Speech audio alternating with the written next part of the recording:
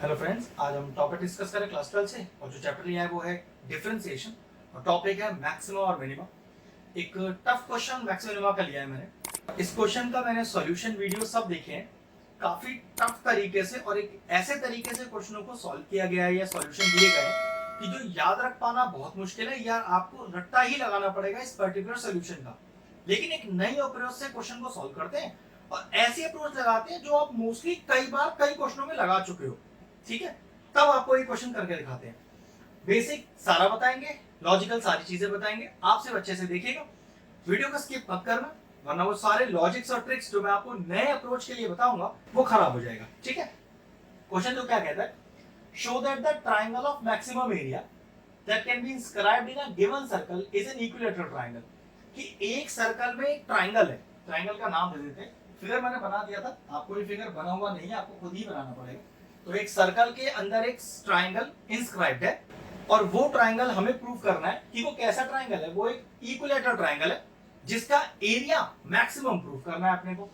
तो सबसे पहले मैंने लिया ट्राइंगल एबीसी और एक कंस्ट्रक्शन किया कि मैं इसमें एक परपेंडिकुलर डाल रहा हूं एएम। ध्यान रखिएगा, परपेंडिकुलर। और एक चीज का ध्यान रखिए, ये परपेंडिकुलर सेंटर ओ से ही पास करता हुआ जाएगा। ये मेरा कंस्ट्रक्शन है। तो मैंने लिखा draw AM perpendicular BC such that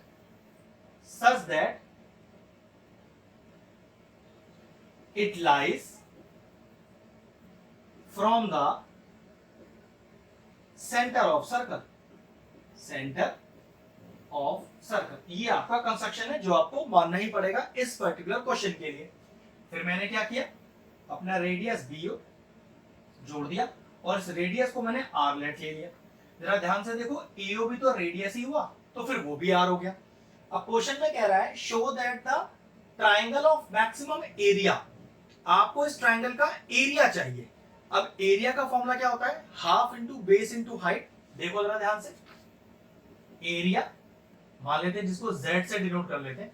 A से इसलिए डिनोट नहीं कर रहे क्योंकि ट्राइंगल के नाम में ऑलरेडी A यूज कर रखा है, तो कंफ्यूजन हो जाएगा।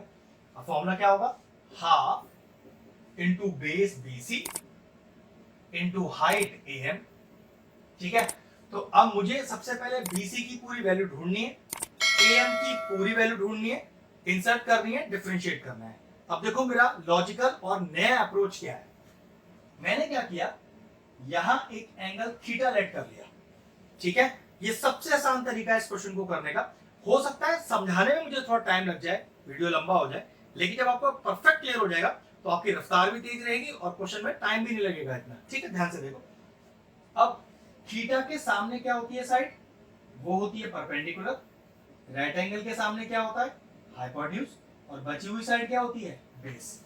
अब मेरा अप्रोच क्या है, मुझे BC का वैल्यू चाहिए, BC का, तो मुझे तो BM भी चाहिए और मुझे MC भी चाहिए। ठीक है, और AM चाहिए तो मुझे AO भी चाहिए, मुझे OM भी चाहिए। AO तो है R, OM ढूंढना है, तो तीन चीज ढूंढने के लिए हो गई, BM, CM और OM। एक चीज और ध्यान रखना, ये जो AM है ये परपेंडिकुलर बाइसेक्टर है BC का। तो ध्यान रखिएगा, ये जो BM है वो MC के बराबर भी है। ये भी लिख लीजिए कि here BM is equal to CM, BM is equal to CM, क्योंकि मैंने जो AM परपेंडिकुलर लिया है BC पर वो परपेंडिकुलर बाइसेक्टर लिया हुआ है। ध्यान रखिएगा, तो BM निकाल लूंगा तो CM भी आ जाएगा और OM निकालना होगा। अब उसके लिए ये जो मैंने थीटा अभी लेट लिया है इसका यूज है। देखो कैसे, तो लेट जो मैंने किया, पहले लिखो let angle BOM is equal to theta. अब जरा ट्राइंगल लीजिए, right triangle OMB, in triangle OMB, और देखिए क्या निकालिए, पहले निकालिए परपेंडिकुलर अपॉन हाइपोटेन्यूज।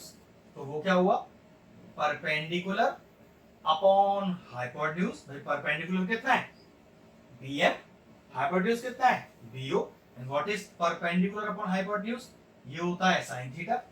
BM का वैल्यू भाई पता नहीं है तो हमको, BO रेडियस R लेट लिया हुआ, R लिख दिया, is equal to sin theta, और यहां से BM का वैल्यू आ गया आर साइन थीटा। मैंने शुरू में बताया आपको, देखो कि बीएम और सीएम बराबर है, क्योंकि एएम है परपेंडिकुलर बाइसेक्टर, तो कह सकते हैं कि बीएम की वैल्यू भी आ गई और सीएम की वैल्यू भी आ गई। अब इसी ट्राइंगल में बेस अपॉन हाइपोटेन्यूज भी लो, बता दूंगा अभी क्यों। तो बेस अपॉन हाइपोटेन्यूज, और बेस अपॉन हाइपोटेन्यूज रिलेशनशिप इसका ये है कॉस का, तो कॉस थीटा। तो बेस तो अपने को पता नहीं, बी को अपने को पता है R is equal to cos theta. तो ओ एम का वैल्यू क्या आ गया, ये आ गया आर कॉस और थीटा। अब चेक करो, मुझे बीसी चाहिए थे ना, बीसी एक्चुअल में बीएम और एमसी ही तो है, दोनों मेरे पास है, पुट हो जाएंगी। एएम, एओ और ओएम, एएम एओ आर है ही, ओएम मैंने अभी निकाल ली, तो सारी साइड्स तो मेरे पास आ गई है, बस पुट करते हैं अपने क्वेश्चन में। चलिए, तो z is equal to half BC, BC को पहले मैंने लिखा BM और CM, और AM को मैंने लिखा AO और OM। अब वैल्यू इंसर्ट करते हैं, तो z is equal to half r sine theta plus r sine theta, AO is r और OM है r cos थीटा। ये लीजिए, सारी वैल्यू तो इंसर्ट हो गई, तो z is equal to half r sine theta plus r sine theta, 2r sine theta, ठीक है, और यहां कितना आ गया r plus r cos theta. यहां 2 से 2 चला गया, देखो ये एक r यहां से कॉमन आ रहा है, एक बाहर है, तो ये बाहर हो गया r स्क्वायर, और ये साइन अंदर इंटू कर दो, तो ये हो गया sign theta plus sine theta into cos theta. अब एक्सप्रेशन हमारा वहां पर आ गया है जहां पर बिल्कुल डिफरेंशिएशन हम इसका कर सकते हैं, तो dz upon D theta, R square बाहर, उसका कोई मतलब नहीं है, चलिए डिफरेंशिएट करते हैं, साइन थीटा का कॉस थीटा। अब साइन थीटा कॉस थीटा दो टर्म मल्टीप्लिकेशन में लगाते हैं प्रोडक्ट रूल, तो पहले को छोड़ा दूसरे का डेरिवेटिव, तो माइनस का साइन स्क्वायर हो गया, प्लस दूसरे को छोड़ा और पहले का डेरिवेटिव, मतलब साइन एक्स है कॉस एक्स, एक कॉस एक्स पहले है तो कॉस स्क्वायर हो गया। अब स्टेप क्या आएगा, फॉर क्रिटिकल पॉइंट्स लिख लो बिल्कुल, फॉर क्रिटिकल पॉइंट्स, क्योंकि वो निकालने हैं अपने को क्रिटिकल पॉइंट्स, और क्रिटिकल पॉइंट्स निकालने के लिए हम करते क्या है, अपने फर्स्ट डेरिवेटिव को जीरो के बराबर रख देते, तो dz upon D theta is equal to zero. तो dz अपॉन डी थीटा क्या है, r square cos theta minus का sine square theta plus cos square theta और इज इक्वल टू जीरो। अब ये आर स्क्वायर तो जीरो के इधर जाके गायब हो गया, ये जो रह गया उसमें देखो एक टर्म कॉस का, एक टर्म कॉस का और एक टर्म साइन का, तो इस साइन स्क्वायर को कॉस बना लो, मतलब सारे रेशियो एक जैसे कर लो, तो कॉस थीटा माइनस का 1 minus cos square theta plus cos square theta और इज इक्वल टू जीरो, खोलो ब्रैकेट, तो cos theta minus 1 plus cos square theta plus cos square theta is equal to zero, तो ये हो गया 2 cos square theta plus का cos theta minus का 1 is equal to zero. अब करते हैं स्प्लिटिंग द मिडल टर्म, तो आसानी से हो जाएगा 2 cos square theta plus 2 cos theta minus का cos theta minus 1 is equal to zero. पहले दो और अगले दो में से कॉमन निकालो, तो पहले दो में से कॉमन आ रहा है 2 cos थीटा, तो क्या बचेगा cos थीटा प्लस 1, अगले दो में से कॉमन आ रहा है माइनस का 1, तो क्या बचेगा cos थीटा प्लस 1 और इज इक्वल टू जीरो। देखो cos थीटा प्लस 1 फिर कॉमन आ गया, फिर निकाल लेते हैं, तो cos थीटा प्लस 1 कॉमन, बचा क्या 2 cos थीटा माइनस का 1, 2 cos थीटा माइनस का 1 इज इक्वल टू जीरो। अब दो टर्म मल्टीप्लिकेशन में है, दोनों ही जीरो के बराबर हैं, तो लिखने का तरीका क्या होता है, आइदर या तो पहला टर्म जीरो के बराबर है और या तो दूसरा टर्म जीरो के बराबर है, ठीक। तो पहला टर्म अगर हम सॉल्व करेंगे तो cos थीटा की वैल्यू -1 आएगी, मतलब कहने का ये है कि ऐसा कौन सा एंगल है cos का जो -1 देता हो, तो हमें ये वाला पार्ट सॉल्व ही नहीं करना, नेगेटिव वैल्यूज को सॉल्व नहीं करेंगे, ऐसे केस को हम क्या कर देंगे, निगलेक्ट कर देंगे। यहां आएंगे, देखो कैसे, 2 cos theta is equal to 1, cos theta is equal to 1/2, तो चेक करो cos थीटा की वैल्यू कौन से एंगल पर 1/2 है, 60 डिग्री पर। 60 डिग्री को कैसे ले सकते हैं, which implies theta is equal to pi by 3। तो वो थीटा तो आ गया जो मैंने लेट लिया था यहां पर, कि ये जो मेरा थीटा लेट है ये मेरा आ गया है पाई बाय 3, मतलब 60 डिग्री। मुझे तो ये ट्रायंगल इक्विलैटरल प्रूफ करना है, मतलब पूरा एंगल ए, पूरा एंगल बी, पूरा एंगल सी 60 डिग्री आना चाहिए। बिल्कुल आ जाएगा। मैंने कहा था शुरू में नई अप्रोच यूज कर रहे हैं, तो नई अप्रोच थोड़ा सा हो सकता है टाइम ले जाए समझाने में, लेकिन अगर समझ में आ गई तो कुछ नया याद रखने की जरूरत नहीं पड़ेगी, वही याद करके आंसर आ जाएगा जो ऑलरेडी आपने किया हुआ है। चलो सबसे पहले एक काम करते हैं, ये जो एरिया है ना इसको मैक्सिमम प्रूफ करना, तो पहले डबल डेरिवेटिव करके मैक्सिमम एरिया प्रूफ कर देते हैं, उसके बाद इस ट्रायंगल को इक्विलैटरल करेंगे। तो फर्स्ट डेरिवेटिव मैंने लिख लिया है, तो करते हैं इसका सेकंड डेरिवेटिव। तो d square z upon D theta square is equal to r square. चलिए डिफरेंशिएट करिए, तो cos थीटा का माइनस साइन थीटा माइनस, अब साइन स्क्वायर थीटा का हो जाएगा 2 साइन थीटा और साइन थीटा का cos थीटा प्लस फिर cos स्क्वायर थीटा हो जाएगा 2 cos थीटा और cos थीटा का माइनस का साइन थीटा। क्या करिए, इस थीटा को पुट करिए, तो d square z upon D theta square at theta equal to pi by 3, मतलब पूरे एंगल्स में पाई बाय 3 डाल दीजिए। मैक्सिमम प्रूफ करना है तो गारंटीड है कि आपका जो डबल डेरिवेटिव है थीटा डालने पर नेगेटिव आना चाहिए, सो ही इसका मैक्सिमम ये प्रूव हो जाएगा। तो चलिए थोड़ा सा पहले सही से लिख लेता हूं और हैंड टू हैंड इसमें डाल भी देता हूं थीटा। तो आर स्क्वायर बाहर, माइनस का साइन पाई बाय 3, फिर माइनस का 2 sine pi by 3 cos pi by 3 minus का 2 कॉस पाई बाय 3 और साइन पाई बाय 3। चलिए इनकी वैल्यूज रख लेते हैं। वैसे एक चीज देखो, माइनस का 2 sine pi by 3 cos pi by 3 और ये भी माइनस का 2 sine pi by 3 cos pi by 3, तो पक्की बात है ये कितना हो गया, ये आपके पास हो गया माइनस का 4 sine pi by 3 cos pi by 3। Minus को बाहर करो तो माइनस का आर स्क्वायर और इनकी वैल्यूज रख लो। अब एक तरह से क्या है, सारे पॉजिटिव हो गए। तो व्हाट इज साइन 60? साइन 60 होता है √3/2 प्लस 4 साइन 60 √3/2 और cos 60 1/2। वैसे आंसर के बाहर नेगेटिव साइन आ चुका है, तो ये तो कंफर्म है कि ये प्रूव हो गया है मैक्सिमम, लेकिन थोड़ा सा सॉल्व कर देते हैं। तो ये आपके पास आ गया, ये 2 से 2 कैंसिल हो जाएगा, तो √3/2 प्लस 2√3/2, क्योंकि नीचे का आपका बेस कॉमन है 2 आ गया, ऊपर आ गया √3 प्लस 2√3, तो ये टोटल कितना है आपके पास, माइनस का आर स्क्वायर और 3√3/2। एक चीज का ध्यान रखना, डबल डेरिवेटिव किसी वैल्यू को निकालने के लिए नहीं करते हैं। डबल डेरिवेटिव में अगर हमने अपना थीटा पुट कर दिया है, उससे सिर्फ ये चेक करना है कि पूरा आंसर पॉजिटिव है या नेगेटिव। हमारा आंसर नेगेटिव आ चुका है, तो कंफर्म हो गया। कैसे लिखेंगे इस बात को, कि since d square z upon D theta square at theta equal to pi by 3 is less than 0, hence the area of the triangle is maximum. ये बात जो मैक्सिमम एरिया वाली बात थी वो प्रूव हो गई। अब जो सबसे इंपॉर्टेंट पार्ट है इस यहाँ का, कि इस ट्राइंगल को इक्विलेटरल ट्राइंगल प्रूव करना है। जब मुझे ये वाला थीटा पाई बाय 3 मिल चुका है, अब यहां पर एक नई अप्रोच लगाऊंगा जिससे कि आप यहां पर इस ट्राइंगल को इक्विलेटरल प्रूव कर पाएंगे। जरा फिगर को ध्यान से देखो।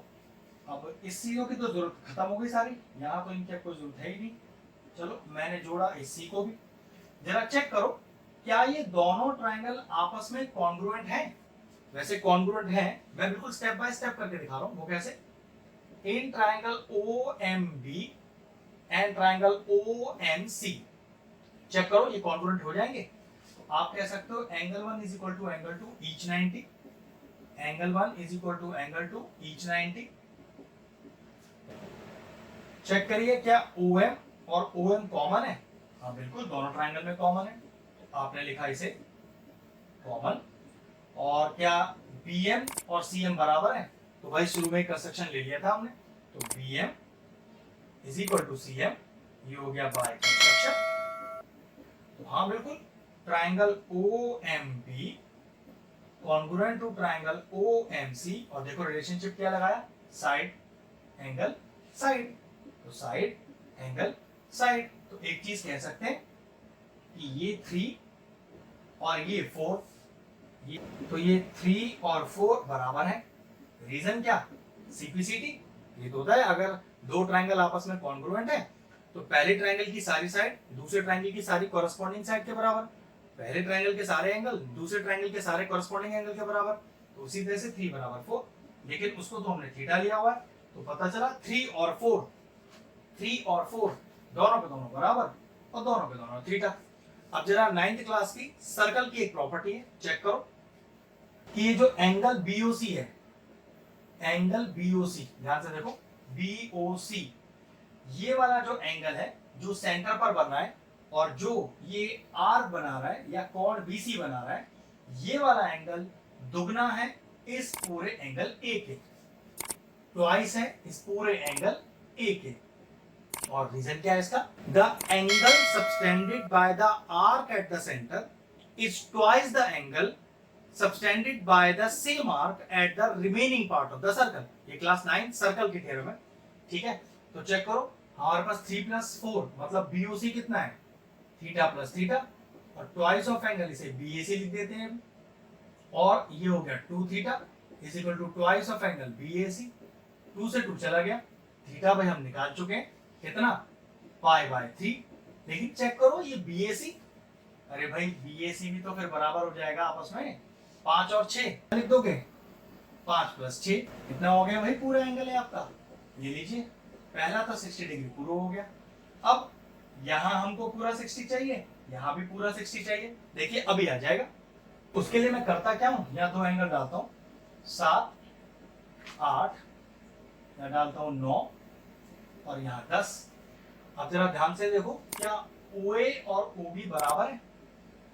OA is equal to OB। Reason क्या देंगे भाई? रेडियस है तो बराबर होंगे। अगर दो साइड आपस में बराबर है तो उनके आमने सामने वाले एंगल भी आपस में बराबर हो जाएंगे। OA के अपोजिट एंगल कौन है? वो है 7, और OB के अपोजिट एंगल कौन है? वो है 5। और रीजन क्या लिखेंगे? क्लास 9th में सीखा था ट्रायंगल चैप्टर में कि angle opposite to equal sides are equal. लेकिन 5 तो अपने को पहले पता है 30, तो पता चला 7 में 30 हो गया। अब चेक करो, 7 30 हो गया। अब 8 निकालना रह गया, तो 8 कैसे निकालेंगे? देखो जरा, ट्रायंगल लो OMB, तो इन ट्रायंगल OMB जरा तीनों इसके वर्टेक्स एंगल को ऐड करो, 8 1 और 3 को, एंगल 8 एंगल 1 एंगल 3 और तीनों मिलाकर विनिटी। रीजन क्या होगा? Angle sum property of triangle. डालो सारे वैल्यूज। 8 तो हम ढूंढ ही रहे हैं, इसको तो रहने देते हैं। 1 कितना है? 90, सुबह कंस्ट्रक्शन लिया था। और 3 कितना है? थीटा, जो एक्चुअल हमने 60 डिग्री निकाला था, ये लीजिए। अब 9 और 6 15, 150, उधर जाके माइनस का हो जाएगा, तो एंगल 8 कितना हो गया? 180 माइनस का 150, तो एंगल 8 कितना हो गया? ये हो गया 30 डिग्री। अब जरा ध्यान से देखना, 7 भी 30, 8 भी 30, तो 30 + 30 कितना हो गया? तो angle B is equal to 7 + 8, जो कि है 30 + 30, which is equal to 60 degree. तो देखो, एंगल A को मैं पहले 60 डिग्री प्रूफ कर चुका हूं, एंगल B भी 60 डिग्री हो गया। जरा चेक करो, एंगल C जिसको मैंने 9 और 10 प्लॉट किया है, बिल्कुल सिमेट्रिकल फिगर ही तो है। तो जिस तरह से मैंने 7 + 8 को 60 प्रूफ किया है, सिमिलरली 9 + 10 भी 60 होंगे, करने की जरूरत नहीं है। तो डायरेक्टली यहाँ क्या लिख दूंगा? सिमिलरली जैसे मैंने 7 और 8 को 60 डिग्री प्रूफ किया है, इसी तरह से 9 + 10 भी 60 डिग्री। ध्यान रखिएगा, अगर सेम बिल्कुल सिमिलर स्टेप ही आपको लगाने, तो फिर आपको फिर से उस काम को करने की जरूरत नहीं है। अगर उस काम को आप एक बार ऑलरेडी कर चुके हैं तो सिमिलर लिख के डायरेक्ट उस काम को कर सकते हैं। तो चेक करो, क्या हमने तीनों एंगल A, B और C तीनों को 60 डिग्री प्रूफ तो नहीं कर दिया? बिल्कुल कर दिया। तो hence triangle ABC is an equilateral triangle. तो ये लीजिए, ये भी प्रूव हो गया। क्वेश्चन तो ये भी बहुत अच्छा था, अच्छे से इसकी प्रैक्टिस कीजिएगा। इस तरह के और क्वेश्चन देखना चाहते हैं? अब हमारे चैनल की प्लेलिस्ट में जाएं, maximum minimum, application of derivative और डिफरेंशिएशन की सेपरेट प्लेलिस्ट बनी हुई है, जाके उन क्वेश्चनों को भी चेक कर सकते हैं। और 12th क्लास के जितने भी चैप्टर्स हैं उनके सारे इंपॉर्टेंट क्वेश्चन के वीडियोस भी आपको वहां मिल जाएंगे, जाकर आप उन्हें चेक कर सकते हैं। ये क्वेश्चन फिनिश हुआ, वीडियो फिनिश करते हैं।